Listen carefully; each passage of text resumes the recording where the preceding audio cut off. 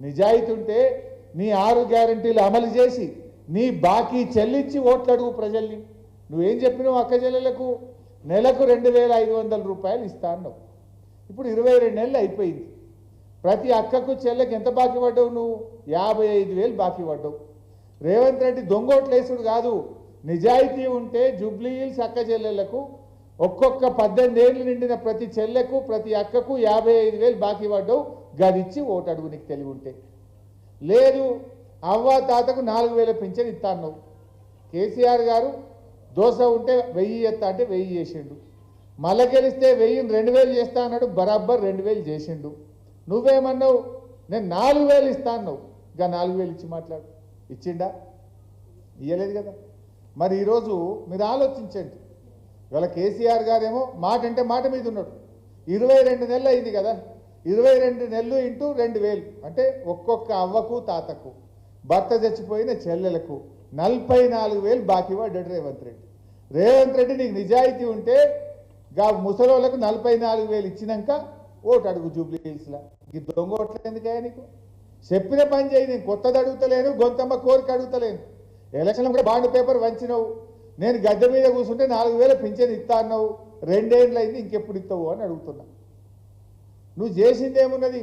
హైడ్రా పేరు మీద పేదోళ్ళ ఇల్లు కూల్చుడు. కేసీఆర్ ఉండగా బస్తీ దవాఖానలు పెట్టి మంచిగా వైద్యం చేయించిండు. బస్తీకి దవాఖాన పెట్టినామా లేదా? 350 దవాఖానలు పెట్టినాం. ఇప్పుడు అందులో పనిచేసే డాక్టర్లకు స్టాఫ్ నర్స్కు 6 నెలలకెళ్ళి జీతం ఇస్తలేదు. అది మూతపడాలేదు. మందులు లేవు. 108 రకాల మందులు మేము పెడితే ఇప్పుడు 20-30 రకాల మందులు కూడా లేవు. ఎర్రగోలి పచ్చగోలి అంతే, అన్ని మందులు బంద్ పెట్టిండు. బస్తీ దవాఖానలు ఆగం చేసిండు. డెలివరీకి పోతే కొండాపూర్లో కేసీఆర్ కిట్ ఇచ్చి తల్లిని బిడ్డను రూపాయి ఖర్చు లేకుండా ఆటో కిరాయి లేకుండా ఇంటికాడ తెచ్చినాం. అది బంద్ పెట్టిండు. న్యూట్రిషన్ కిట్ బంద్ పెట్టిండు. బతుకమ్మ చీరలు బంద్ పెట్టిండు. పిల్లల స్కాలర్షిప్లు బంద్ పెట్టిండు. దళిత బంధు బంద్ పెట్టిండు. బీసీ బంధు బంద్ పెట్టిండు. మైనార్టీది బంద్ పెట్టిండు. అన్ని పథకాలు కోత పెట్టుడు తప్ప కొత్తగా ఇచ్చింది ఏమున్నది? కేసీఆర్ 20,000 లీటర్ల దాకా నీళ్లు ఫ్రీగా ఇచ్చిండు. ఇప్పుడు వాళ్ళకి బిల్లులు పంపుడు మోపు చేసిండు. బిల్లులు పంపి నల్ల బిల్లులు పాతవి కట్టురు కానీ పెద్ద పెద్ద కాయిదాలు వస్తుండు. ఇంతకుముందు 3 వద్దులకు ఒకసారి నల్లా వచ్చు. బీఆర్ఎస్ వచ్చినాక కేసీఆర్ వచ్చినాక మంచిగా పెద్ద పెద్ద ట్యాంకులు కట్టి ప్రతిరోజు నల్ల నీళ్ళు వచ్చేటట్టు చేసిండు హైదరాబాద్లో. గరీబ్ వాళ్ళకి ఫ్రీగా నీళ్ళు ఇచ్చిండు మన కేసీఆర్. రేవంత్ రెడ్డి రాగానే అంత కింది మీద అయిపోయింది. కుళ్ళు నీళ్ళు వస్తున్నాయి, నల్ల బిల్లులు మోపోయినాయి. పరేషాన్ చేస్తుండు. మళ్ళీ ఇది అర్థమైతలేదా మనకు? అంత మోసం దగా చేసిండు. మరి అందుకే మీరు కూడా ఆలోచించాల్సింది ఏంటంటే, ఇక ఆయన ఓడగొడితేనే ఆయనకు సురుకు ఉంటేనే రేవంత్ రెడ్డికి అర్థమవుతుంది. ఎందుకు ఇప్పుడు ఏమంటాడు? అప్పుడేమన్నారు? బాండ్ పేపర్ ఇచ్చి ప్రామిసరీ నోట్లు రాసిచ్చిండ్రు. సంతకాలు పెట్టి భద్రంగా పెట్టుకోండి, 100 రోజుల్లో ఇస్తాం. వీళ్ళని నమ్మటట్లేరని ఆడికెళ్ళి సోనియా గాంధీని రాహుల్ గాంధీతో చెప్పించారు. మా జిమ్మెదార్ రేవంత్ రెడ్డి ఇవ్వకపోయినా మేము ఇప్పిస్తామని చెప్పి వాళ్ళు ఉత్తరాలు రాసింది. ఇప్పుడు వాళ్ళేమో పత్తలేరు.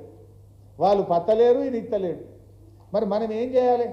ఇప్పుడు తప్పిపోయేవారన్నా కాంగ్రెస్ ఓటేస్తే జూబ్లీ హిల్స్లా ఏమంటాడు? నేను పేదోళ్ళ ఇల్లు గులగొట్టినా నాకే ఓటేసిండ్రు, నేను కరెక్టే అంటాడు. నేను 4,000 పింఛన్ ఎగ్గొట్టినా నాకు ఓటేసిండ్రు, నేను బరాబరే ఉన్నా, ఇచ్చేదే లేదు పో అంటాడు. తులం బంగారం ఇస్తా అన్నాడు. కేసీఆర్ 1,00,000 రూపాయలు ఆడవిల్ల పెళ్లి కళ్యాణ లక్ష్మి ఇస్తే నేను తులం బంగారం కలుపుతా అన్నాడు. తులం బంగారం లేదు, ఆ 1,00,000 కూడా చక్కగా ఎత్తలేదు. నేను తులం బంగారం ఎగబెట్టినా నాకే ఓటేసిండ్రు అంటాడు. మహాలక్ష్మి కింద 2,500 ఇస్తాను ఎగబెట్టినా అయినా నాకే ఓటేసిండ్రు, ఇచ్చేదే లేదు పో అంటాడు. మరి ఆయనకు సురుకు పుట్టాలి.